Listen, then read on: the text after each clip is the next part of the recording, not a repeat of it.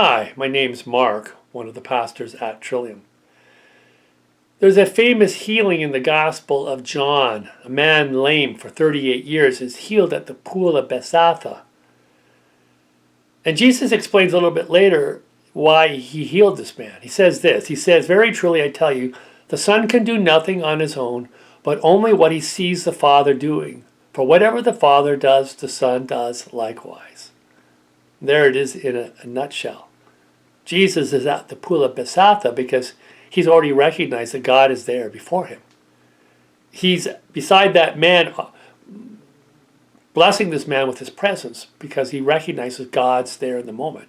It's not based on his own sensibilities or his own sympathies for people. It's based on his recognition that God is at work in the moment with this person at this time. And his commitment is to collaborate with God, to join with God in the moment, offer his hands and his heart to allow God to use him, Jesus, as the instrument that brings about the healing of this man who's been lame for 38 years. It's a powerful miracle.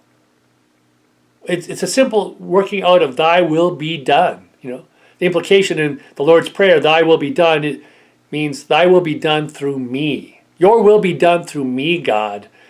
We tend to flip it upside down. We say, let my will be done through you, God. Jesus, in a sense, asks us to identify with his interests in people instead of identifying him with our interests in people. And this is a fundamentally different way of living in the world. It's a fundamentally different way of even being a disciple of Jesus. See, I realize I'm more committed about getting my own will done than I am really of identifying with God's will for people and then collaborating with God to get God's will done in the moment.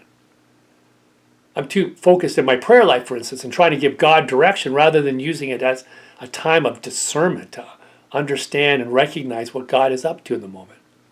So it's a pretty big flip upside down for me in understanding the focus of my ministry. Now, why this man here and not that woman over there? Why this one and not that one? Well, John, who wrote this gospel, probably didn't know why. Why this one and not that one? And I'm thinking, I don't think that even Jesus knew why this one instead of that one. The task of a disciple, the task of even Jesus our Lord, is to discern and recognize what God is up to and then collaborate with it, not to understand the why. We may never understand the why, but we're still called to extend ourselves and to collaborate with God in the moment so that God's will can be done at this time and in this place with this person. And that's a powerful thing to do, to hand ourselves over to the workings of God in the moment and to simply extend our hands and our hearts in that moment of recognition that God is present here in this person, in this situation at this time. I've come up with a simple 4-step process that has been helpful to me to remember this. Maybe it'll be helpful to you.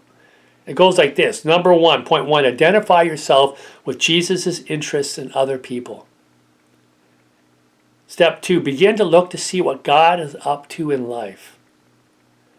3, when you recognize what God is up to, join with God, collaborate with God. 4, allow yourself to be the connector that brings about the heavenly way of life on earth. We do have an important role to play in this. We're not the source of the miracle. We're not the creative energy behind the miracle, but we are the connector that allows the divine power of heaven to be made tangible in this world. That's why we offer our hands and our hearts to allow God to use us to bring about something and make it tangible in and upon this earth. And I think it really begins with identifying with Jesus' and God's interests in others, and then casting about and seeing what God is up to in the moment.